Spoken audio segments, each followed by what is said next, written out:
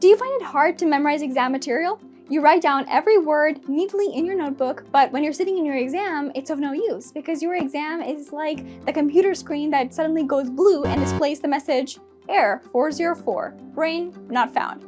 If that sounds familiar, then you're in the right place because in this video, we're gonna learn an effective note-taking method that will help you never forget your notes again. If you're new here on this channel, then I am Emma Alam, the World Memory Champion, World Speed Reading Champion, World Mind Mapping Champion in the junior category, as well as holder of 2 Guinness World Records.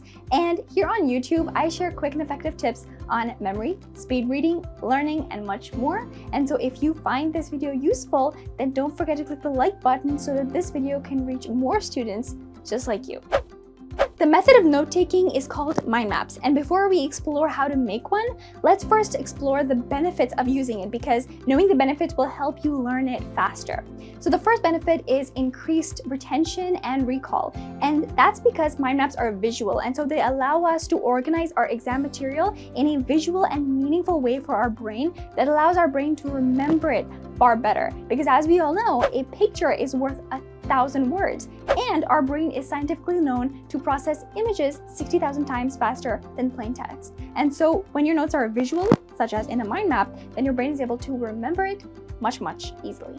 Second, faster note-taking. Now, because mind maps only use keywords, you don't have to write the ands and the does and the buts. You don't have to use all those filler words in your notes, and you go straight to the point, hence making your note-taking a lot faster. This is especially useful for students who are doing most of their studies while listening to a lecture, so they can keep up with their notes with the speed of the lecture.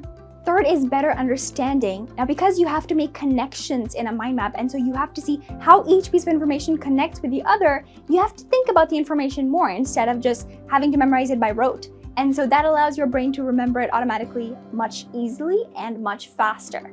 And number 4, they're enjoyable. Now, science shows that we remember more and are able to do something more efficiently when we find it enjoyable for ourselves. And so making a mind map is a creative and fun way to study, and so it automatically triples your memory retention because your brain is enjoying the process. Other than being an excellent note-taking tool, mind maps are also used by many well-known professionals, such as Richard Branson, Tim Ferriss, and Steve Jobs, to generate creative ideas, to brainstorm, and plan for their business. Mind maps work on the basis of images, colors, connections, and keywords. So let's try making a mind map now. Now, mind maps start with a central image, and then they branch outwards, forming a tree-like structure.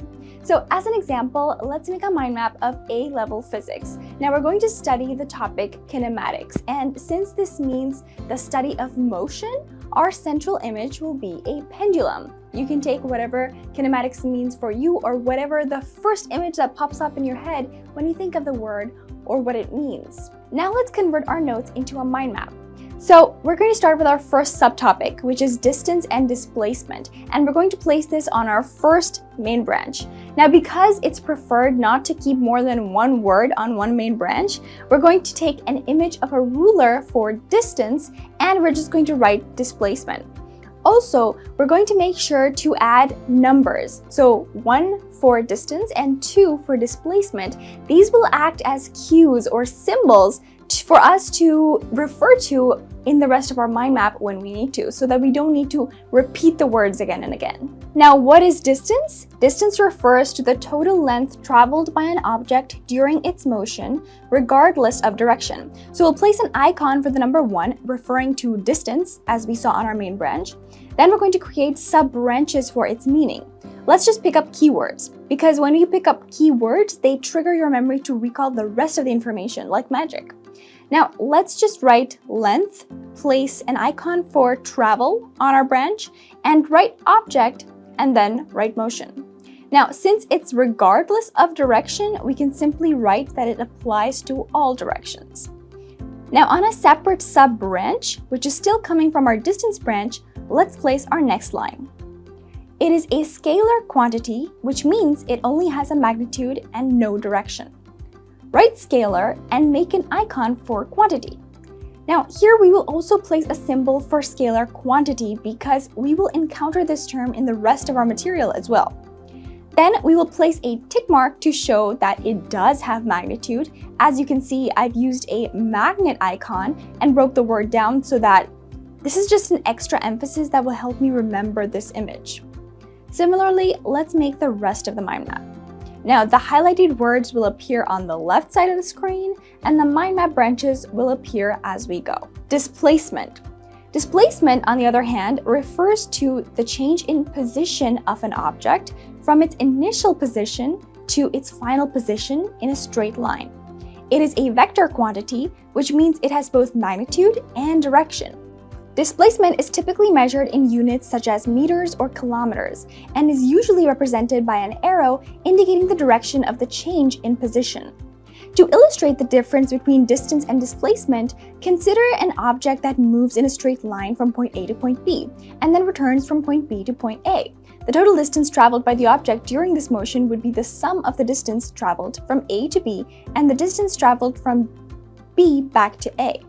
However, the displacement of the object would be 0, since it has returned to its initial position and there is no net change in position. Now, this was the breakdown of our first branch in our mind map of physics in the topic kinematics. And I'm not going to cover every single branch like this because that would be a really long video. Though if you would like that or would be interested in that, you can comment below and let me know, and then maybe we can do something like that. So now I'm just going to show you each main branch of the 4 branches and then show you the consecutive paragraphs and exam material from which I created this mind map. So you can look at the screen and screenshot it and tally the information to learn exactly how you can pick up keywords and place them in your mind map for future reference.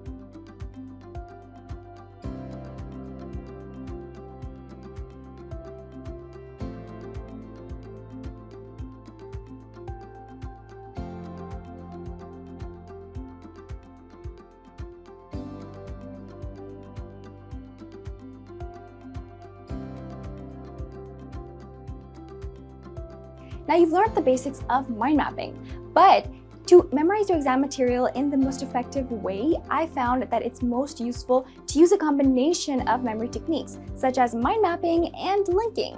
Now, to learn about linking, you can click on the video that's showing on the screen now, because I've shared all about linking and how to apply it to memorize your exam material in that video. And until next week, be happy and be joyful.